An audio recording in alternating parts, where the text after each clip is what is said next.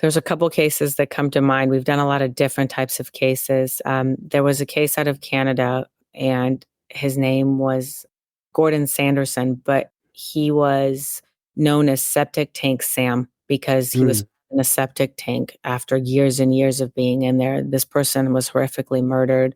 He ended up being indigenous and part of the 60s scoop, and he was murdered and concealed in a septic tank. We were able to give him his name back by being able to do DNA testing. That was a really difficult sample because the human DNA in there was much, much less in quantity to all the other bacterial and other DNA that was in there. There's a little girl that was walking to school in Las Vegas in broad daylight. Her name was Stephanie Isaacson. She was 14 years old. She was raped and murdered. And there was only 15 human cells left. It was a mixture of perpetrator and victim from 32 years ago. And there was contamination because she was found outside in a field. And so if I touch my hand, I've left hundreds of cells. So only 15 cells from 32 years ago, degradation, contamination, and we were able to identify that perpetrator and connect him to yet another crime 3 years earlier. Wow. I think about that example of Septic Tank Sam, lots of things going on there, but, like for a perpetrator sitting in the chair listening right now, like the idea of throwing somebody in a septic tank would have been a great way to get away with it because it's going to be very difficult to identify this person, but it sounds like that is not always going to be the case anymore. It's not going to be the case anymore. You're going to be able to identify everyone, whether you've, treated them with chemicals in a barrel, whether you've burnt them, whether you've set an explosion, whether we've done it all. And we're going to continue to make the technology better and better until we can do it all and help solve every case because no one should not get justice because they can't get their name back. That's Kristen Mittelman, the co-founder of Othram, a company that uses DNA to identify victims, perpetrators, and unidentified people. This is the Silver Linings Handbook podcast. I'm Jayson Blair.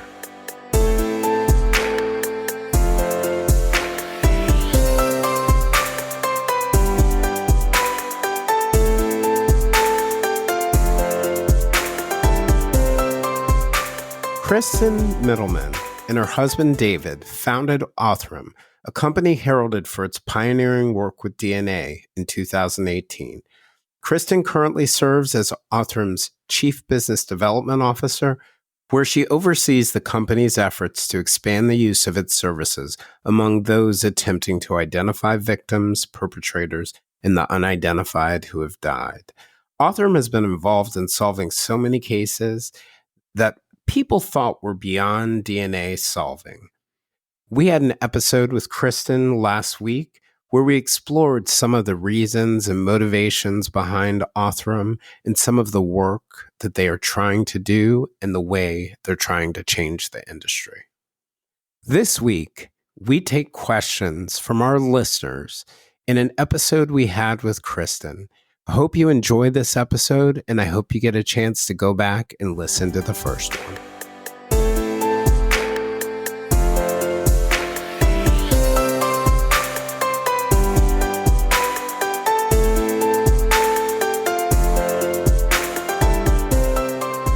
Hey guys, good to see you all. Thank you for being patient. We were competing against a hurricane. And, I was very tempted to tell Kristen as she was headed back to the office, doing a 2-hour drive on what should have been a 30-minute drive to go home. But her assistant reached out to me and said that she was almost there. And then I felt guilty about the idea of telling you to go home. So here we are. Oh gosh, you can see, look at all the trees can you see them down there? I can see them. Those are trees down outside of the office. Yeah. See, like, wow. Yeah, it's not good. Not good, guys. So that's dedication. So the first question I'll ask is the lab okay? Yes, the lab is perfect. Safe and good. Perfectly running all day. Operating on its own power. Yes. It's something I don't really think much about. I was, you may not know this, Kristen, but I was a journalist in my previous career, and this is like back in the day where newspapers actually printed things. I mean, they still do, but it's less important. And we used to have all these generators on the roof of our building. And I'm so baffled. Why are these here? And then in my first year, the power went out in town and the printing presses were still running. And I was like, now I get it. Yep. Now I get it. So guys, for those of you guys who are in the chat, Kristen and I actually recorded like the main episode. So I'm going to give you just a little bit of an intro and summary of what we talked about in that episode. And then I'm going to ask some of the questions that have been handed over in advance. So for those of you guys who don't know, Kristen is the co-founder of Othram. It's a company that's really behind some of the amazing work and pioneering sort of forensic DNA work, including both the genetic genealogy part and also the ability to, I think in my head, and tell me if I fumble this, to extract DNA from places and situations where we couldn't normally extract it, whether it's contamination or whether it's because it's such a small amount. And then the idea of being able to look at many more markers than labs traditionally look at, which allows you to build profiles that can jump on things. Couple quick facts for you guys. You may not know this, but Kristen's husband, David, who founded Othram with her, was a part of the Human Genome Project. If you haven't heard about it, it's an international research project that began in, I think it was 1990, and then was completed 13 years later. It's really the foundation of the way, I think in the easiest way to explain, the foundation of the way that we explore DNA in medicine and other areas right now. You know, a lot of times, as you guys probably know, because you pay attention to these things, it's not like CSI on television. DNA is often very degraded, or it's difficult to extract, or too microscopic. And what Othram has really done is move the ball forward in those areas. And, you know, we didn't talk about specific cases, but you guys all have probably seen in the news some of the amazing work they've done on cases, including cases related to guests that we've had on the podcast. And by the way, when we get off, Kristen, I'll tell you which case that was and what family that was, just so you you'll get a very positive feel from that. But I wanted to start off by asking just a couple questions that were submitted in advance, and then let the folks in the chat ask their questions. The first one came from a friend of mine, retired FBI profiler Julia Cowley. She's the host of a podcast called The Consult, and you should probably go on there someday too. But, you know, her question was, Othram used IgG in the Rachel Moran case and traced the sample of the offender to El Salvador. And her question is, how difficult is it to use IgG when the offender may be from another country, such as Mexico? And I think it's kind of getting at that idea, and we've seen this in other cases, that in genetic genealogy, when you don't have large samples of a certain population, it can be more difficult. So I'll throw that one to you. Yes, and that's something that was a limitation to this technology when we started. The methods that were being I built profiles that had less markers. And so you would need a very close relative in the database in order to be able to do the genealogy. And unfortunately, a lot of the populations are underrepresented in these databases consented for law enforcement use. And so what we did is we built these more comprehensive profiles. We call them high-performing DNA profiles because they have all of these markers that allow you to get really distant relationships. And so with our technology today, forensic grade genome sequencing, the limitations are much less because you're able to get these distant relationships.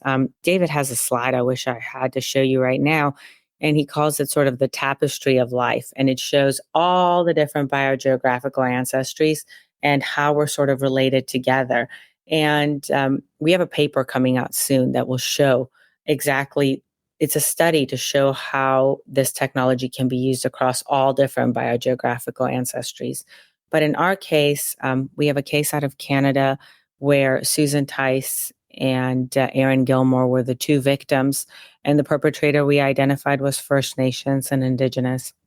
People Mm. thought this technology would not be able to be used for this. The Rachel Morin case is a good example. If you go to DNA Solves and just read through our stories, you can see that the biogeographical identities of our victims and perpetrators are just across the entire spectrum of where you could fall. And so, Ethnic backgrounds, right?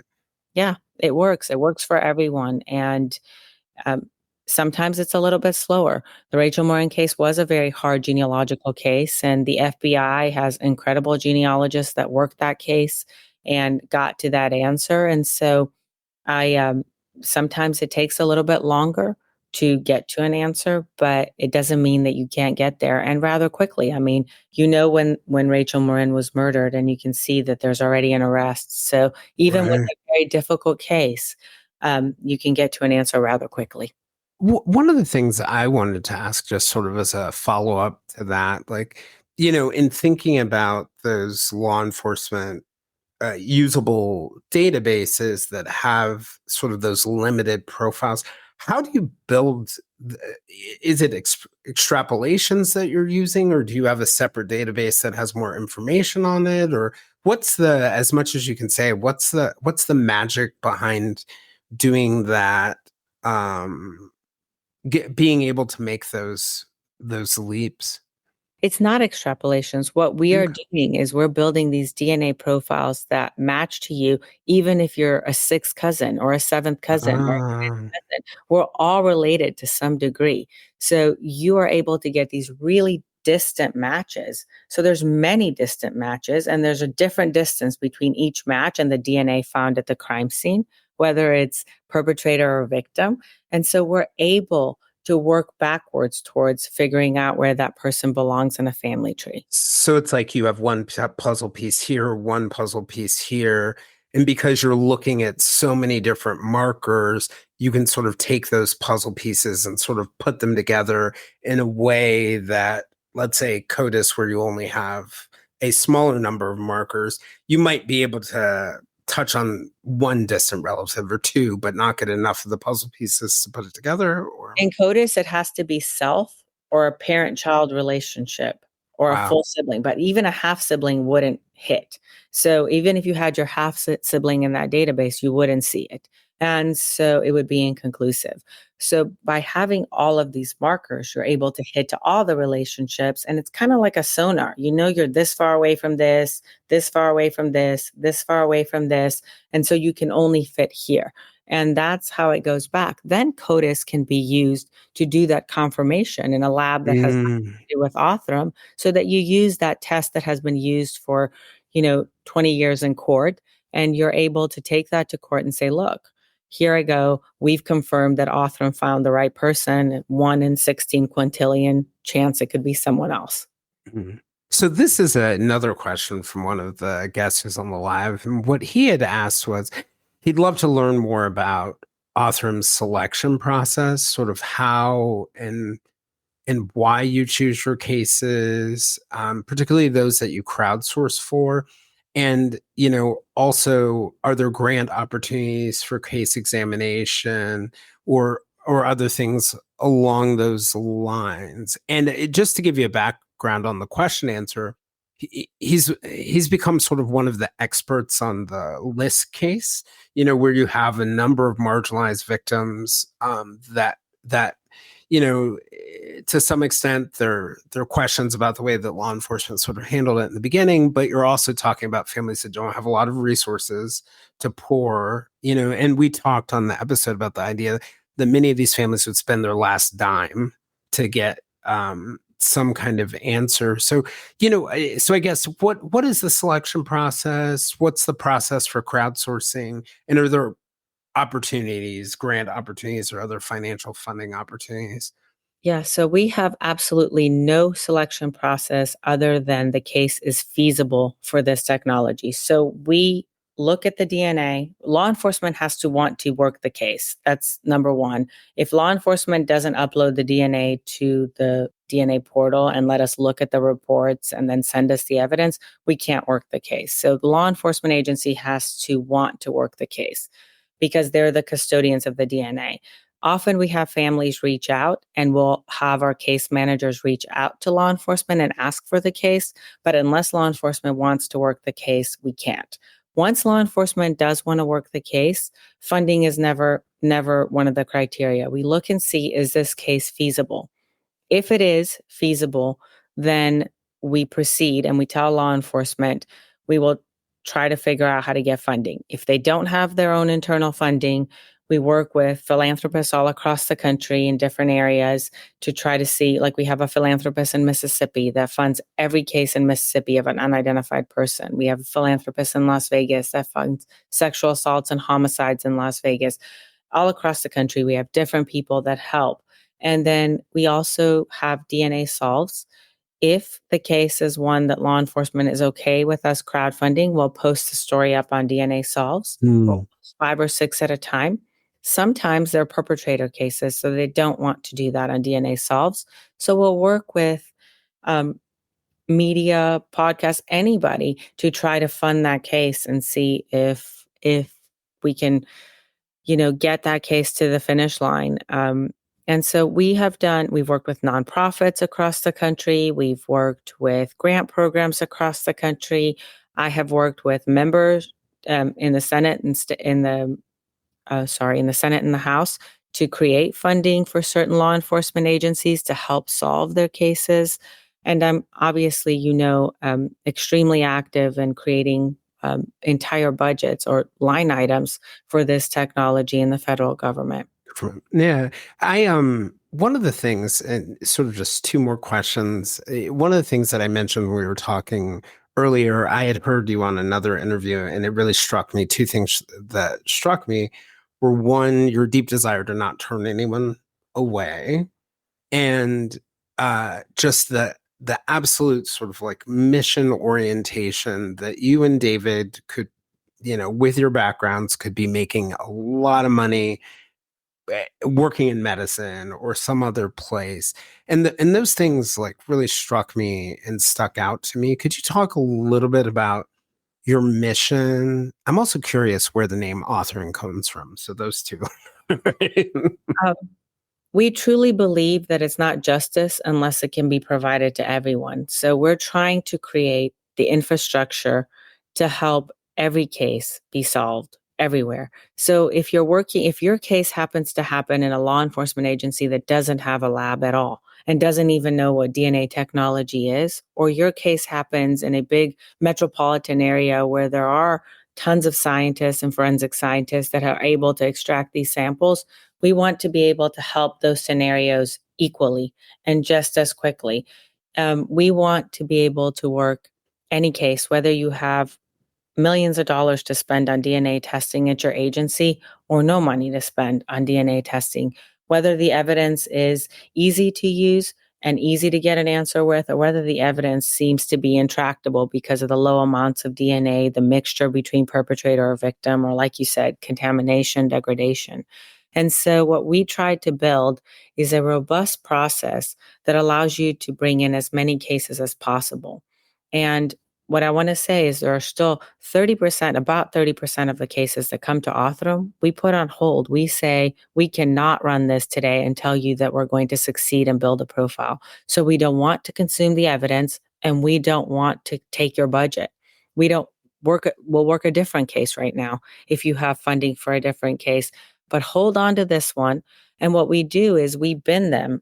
Initially, like burnt remains were something that we weren't sure we could build profiles from. And so now we've gone back and we've built so many profiles and so many mock casework studies where we were certain, then we brought all those back in and we solved them. Profiles, DNA that has been treated with formaldehyde, or other cross-linking agents that make it difficult for you to read the DNA. We've gone back and worked all of those cases, difficult mixtures. So we don't stop. We don't give up on the case. But we say pause until we do enough research on the research side of the lab where we feel certain, and then we tell you to come back and we solve the case. We help solve the case. It's an interesting thing too, because I don't think of many laboratories themselves having their own research arm. If I think of like, I'm in Virginia, the Virginia State Lab, like they do the work, right? And the universities all over the country do their own research. And I had wondered as you were talking about some of those cases that you turn away, like, how do you advance the ball if you're not actually taking those cases? So you work separately on to do the research separately. You have a whole different Different arm. team and scientists. So if you walk down the halls of Othram, you will see the forensic lab is in the center, and to the right and on the left side is only research. And you can go down this long corridor, and they're two completely different sets of people, two completely different sets of minds and employees, because it takes a very different type of scientist. A forensic scientist has to be precise, exact, follow the same protocol from beginning to end every time, document everything. Uh, a research scientist has to think outside the box, be able to make mistakes, figure out things, and break things to make things work better. And so you have two very different parts of Personality types, right? Like the yes. creative, innovative, eccentric people, and then the very diligent, meticulous, and you're right, because it's almost like having two different companies, right? You've got a Yeah, university and over our here, and software you've got a engineers are completely different too, and they're like the whole second level, and so you put us all together in the lunchroom one day, and you're like, "Oh my gosh, what's happening here?" But no, it's the coolest group of people because we are so completely different, but we're all really uniquely suited to bring value in the area that we were hired to bring value for.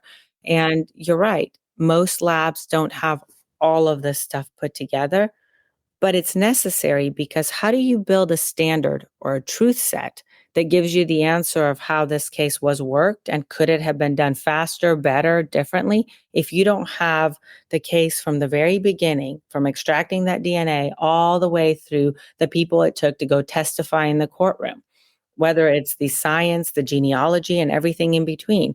And that's what we built here at Othram. because you can't really control for your success and understand your success if you're not touching the entire process. That's very smart. So we So built, yeah. yeah, so you're not just like you had mentioned those three things that you guys had sort of set aside. Um, being in one of them, right, was to be able to have metrics, and that was an important piece. Could you go through those three things, the three key things, before you tell me the name, where the name came from? Yes. So the three key parts of the Carla Walker Act, which is the first bill for this technology in this country, are one, to create funding for law enforcement agencies to be able to test their DNA that hasn't given them an answer. It's sort of a DNA dead end using traditional DNA testing methods. And so that's the first pot of funding. There's an equally large pot of funding to help state labs be able to adopt and learn this technology so that they are able to do it in-house by themselves, and they're able to use the best possible technology to resolve all their cases, not just the ones they send to Othram. And the third part is the metrics. It's being able to say, if you use state dollars to test DNA, what Mm. method did you use? And did it work? Did you identify the victim or the perpetrator? And how long did it take?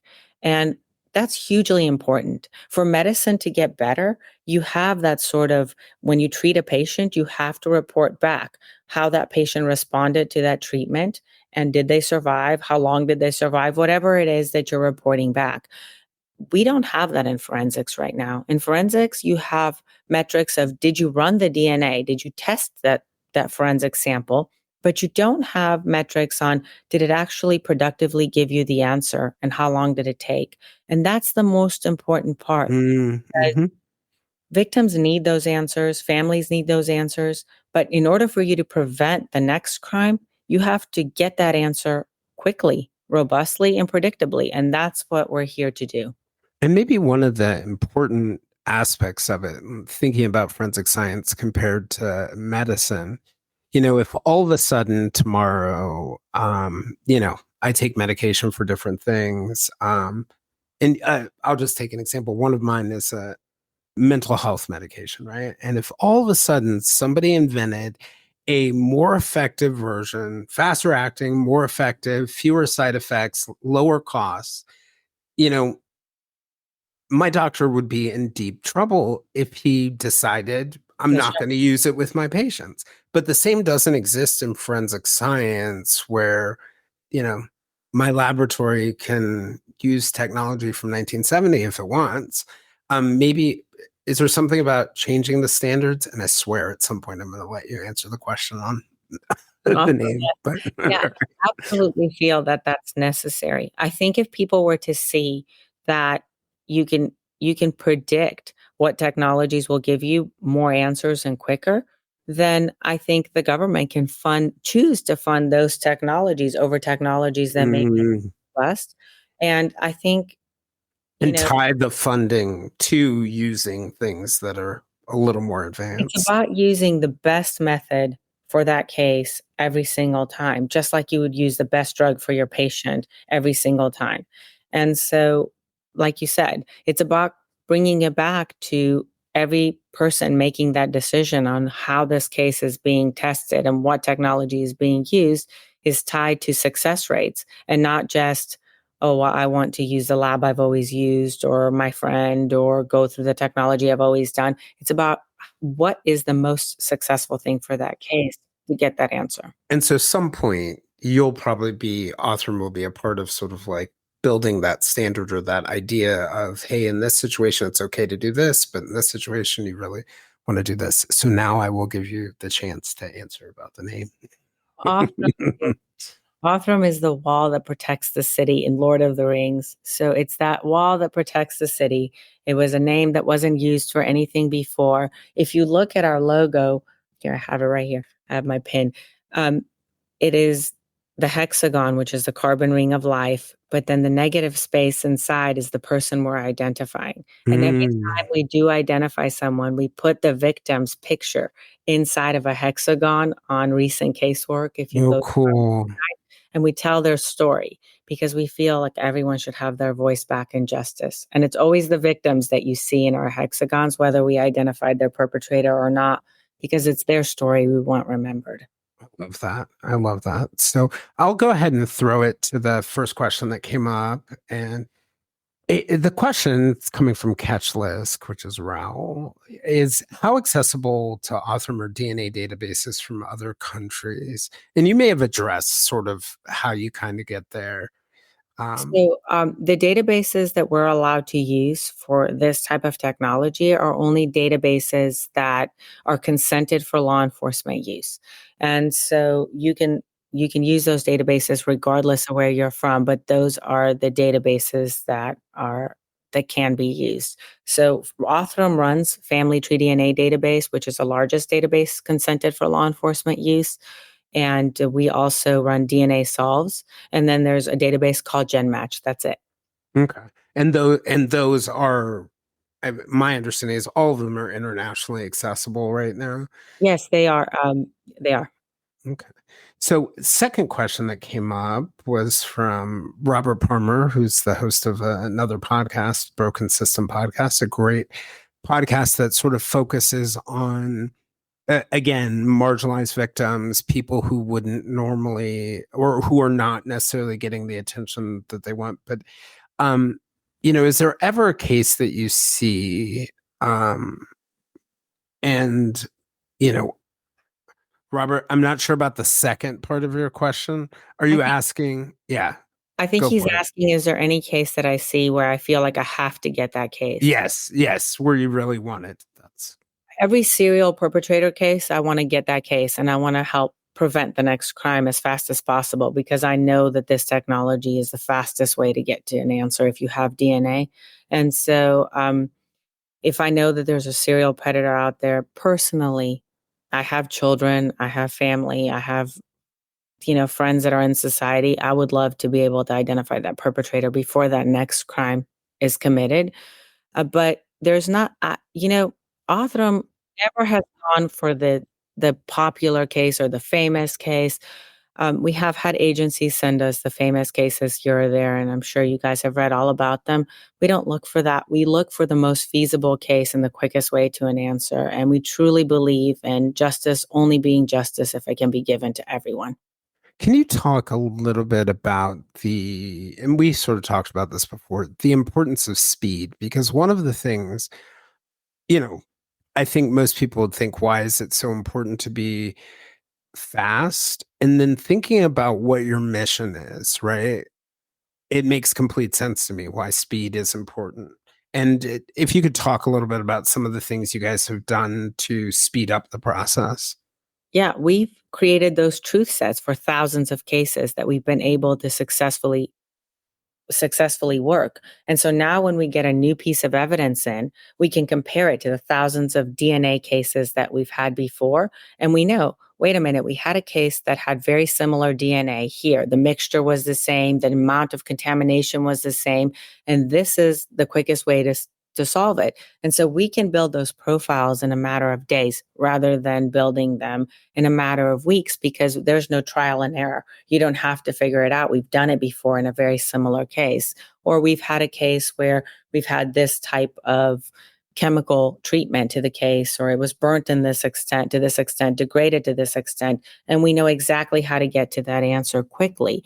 And The what we know about offender behavior is that there is a huge difference between identifying and capturing somebody in 14 days versus 14 years, because how many dozens or hundreds of victims are we talking about? Especially sexual predators. I mean, that is a repeat crime and almost always. And so if you are able to identify that person before the next attack, then you're able to spare someone from becoming that next victim. And they can go on and live a perfectly normal life, not ever being a victim. To me, that is the greatest gift you can give to anyone, and it makes society safer, quicker. Yeah. Here's another one from Erin. She's asking, Erin is asking, what's been your most difficult case so far and why? There's a couple cases that come to mind. We've done a lot of different types of cases. There was a case out of Canada, and his name was Gordon Sanderson, but he was known as Septic Tank Sam because he was Mm, found in a septic tank after years and years of being in there. This person was horrifically murdered. He ended up being indigenous and part of the 60s scoop, and he was murdered and concealed in a septic tank. We were able to give him his name back by being able to do DNA testing. That was a really difficult sample because the human DNA in there was much less in quantity to all the other bacterial and other DNA that was in there. There's a little girl that was walking to school in Las Vegas in broad daylight. Her name was Stephanie Isaacson. She was 14 years old. She was raped and murdered. And there was only 15 human cells left. It was a mixture of perpetrator and victim from 32 years ago. And there was contamination because she was found outside in a field. And so if I touch my hand, I've left hundreds of cells. So only 15 cells from 32 years ago, degradation, contamination, and we were able to identify that perpetrator and connect him to yet another crime 3 years earlier. wow. I think about that example of septic tank Sam, lots of things going on there, but, like for a perpetrator sitting in the chair listening right now, like the idea of throwing somebody in a septic tank would have been a great way to get away with it because it's going to be very difficult to identify this person, but it sounds like that is not always going to be the case anymore. It's not And gonna be the yeah. case anymore. You're gonna be able to identify everyone, whether you've, treated them with chemicals in a barrel, whether you've burnt them, whether you've set an explosion, whether we've done it all.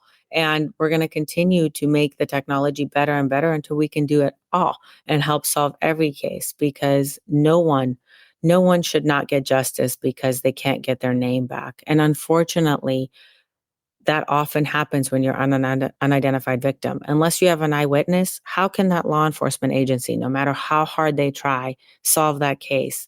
How could they piece together the last few weeks of that person's life, where they Mm, went, who they were with, if they don't have a name?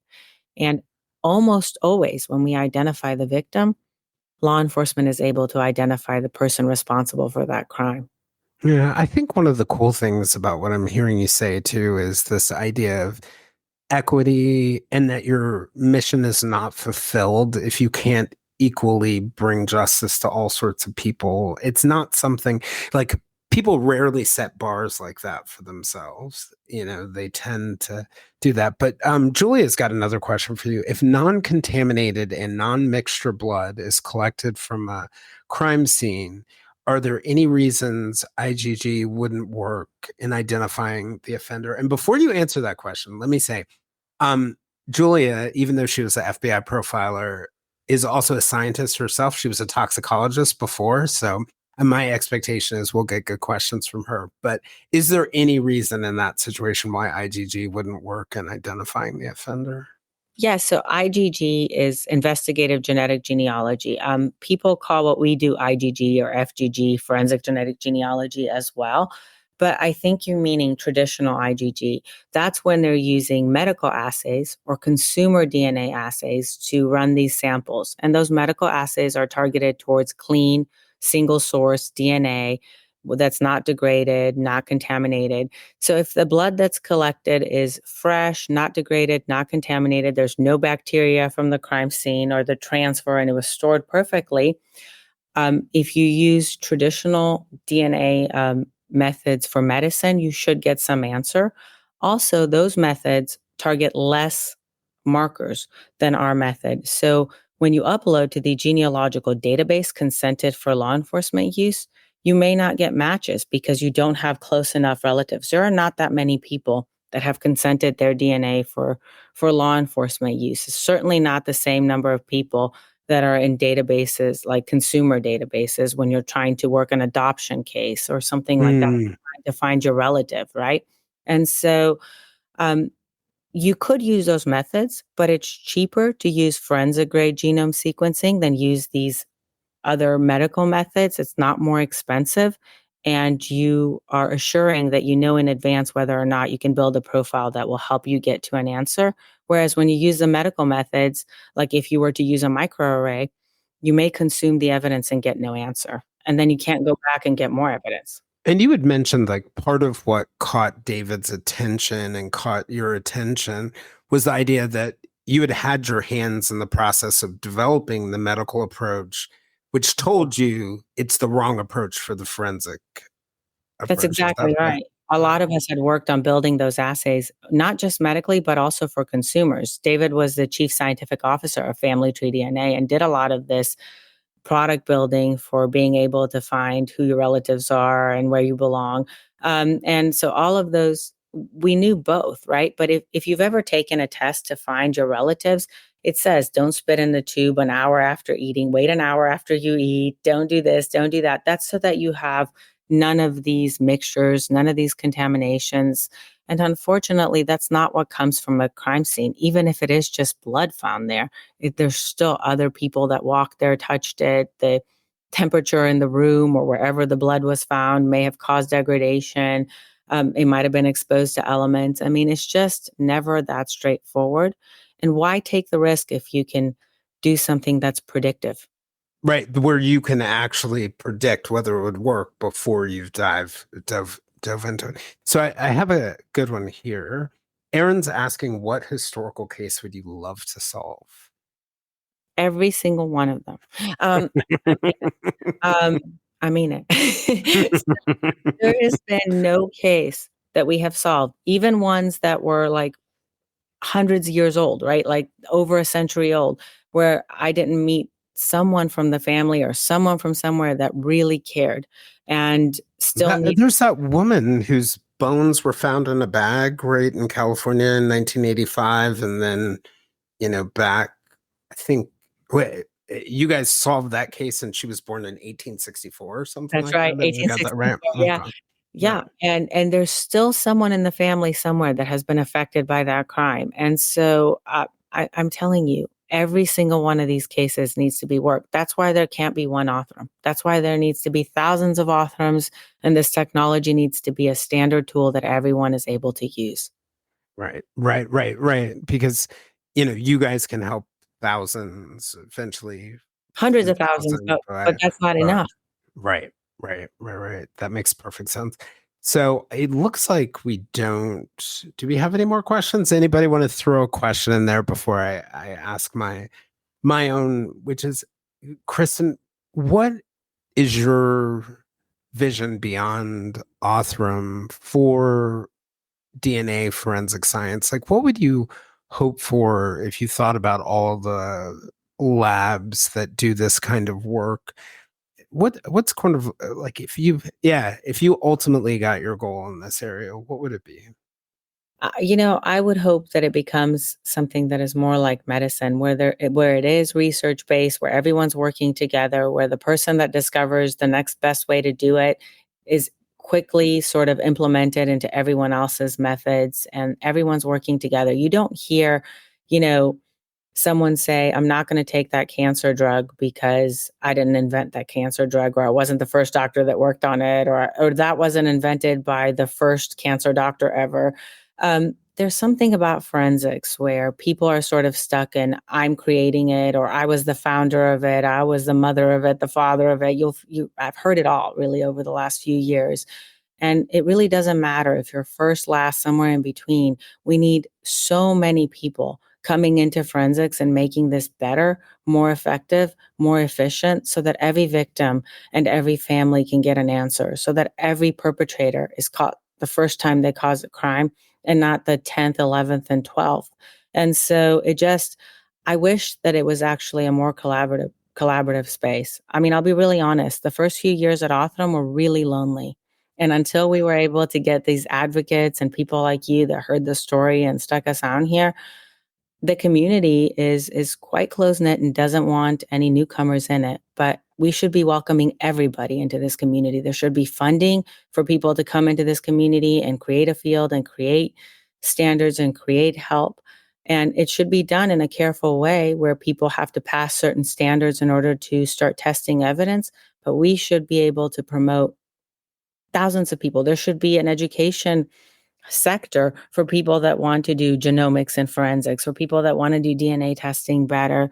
And there should be more people here trying to make this better, because the more of us that work on this, the faster we're going to actually get to an answer and help more Yeah. people.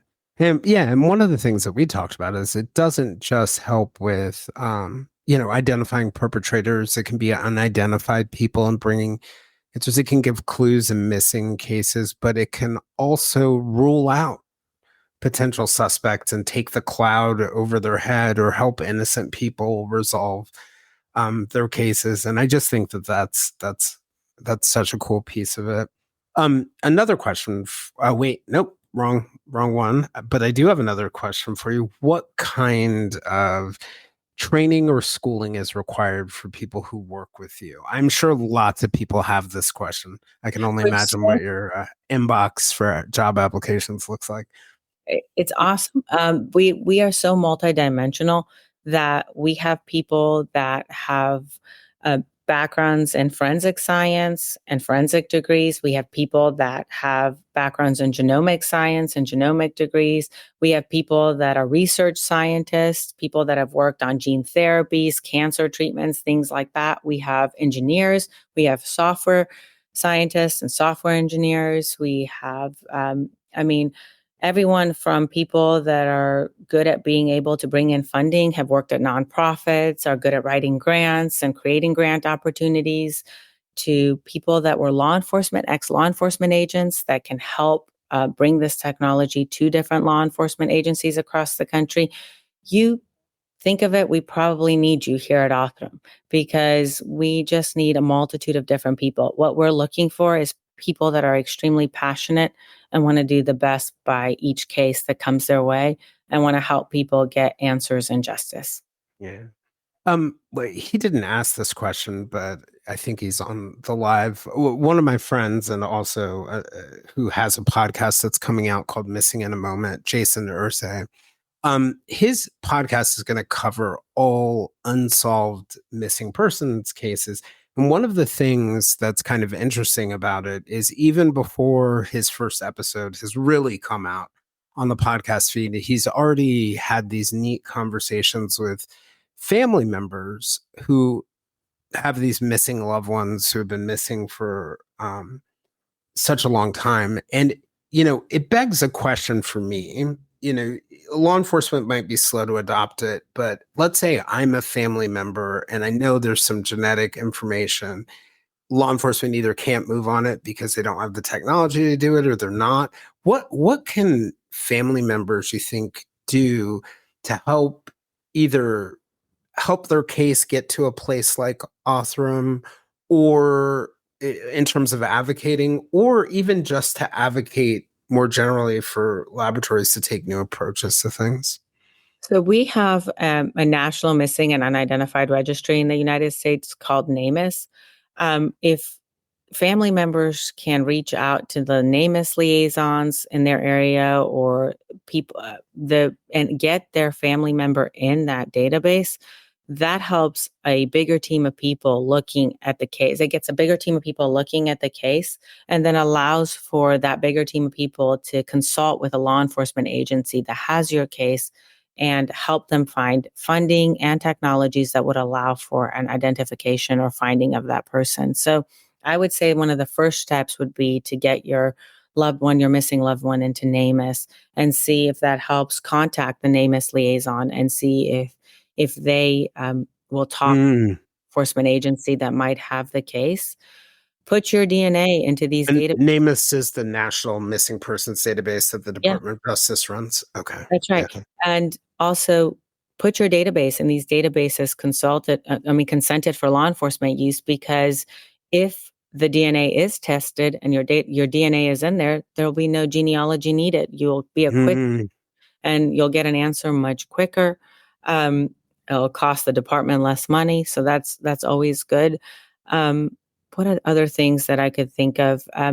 If you have a case and you really believe that Othram technology could be of use, you can email us at solve@othram.com, and we'll get a liaison on the case and try to contact the law enforcement agency and see if we can help. Yeah.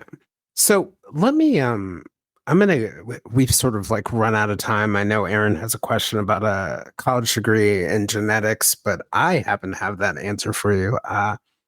Aaron, and I'll get back to you. But do you have any closing thoughts you'd want to send out to the world about your work, your vision, what you hope comes out of it? Yeah, I mean, I would like to tell families that have been sitting on unsolvable cases or missing someone or have lost someone that's unidentified somewhere, that there is hope. I know that most of the people we meet felt hopeless for years and years and decades. And I hope that our technology, the stories on recent casework, those hexagons that we put up every single day, we have one up today in the middle of a hurricane, um, give people hope and show them that technology is changing. There are people out there that are working day and night to try to make this more efficient, better, quicker, more robust, so that more cases can get answers. And we're going to get there. It may take a little bit of time, but we're going to get there.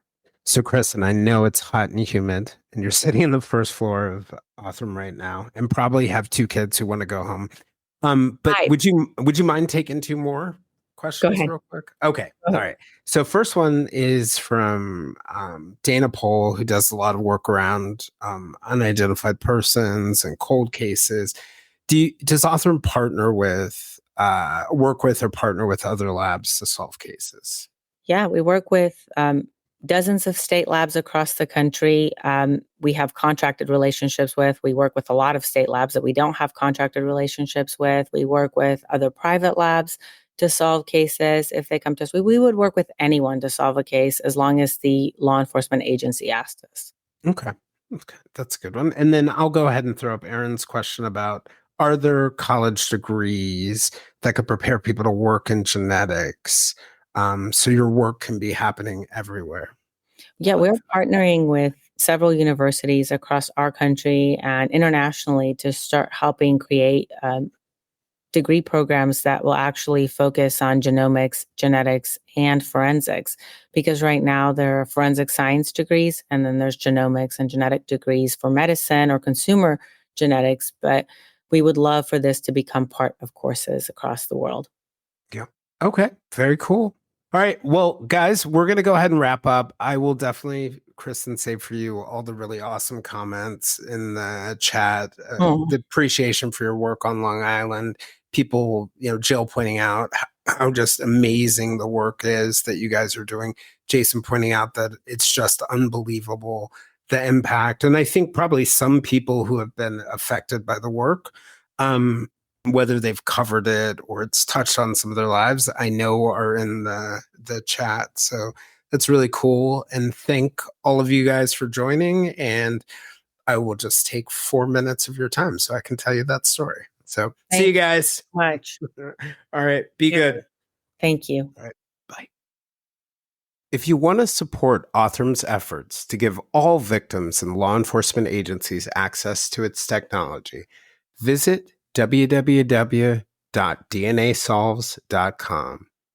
If you'd like to join us for more discussions with me and other listeners, we can be found on most social media platforms, including a listener-driven Facebook group called the Silver Linings Fireside Chat.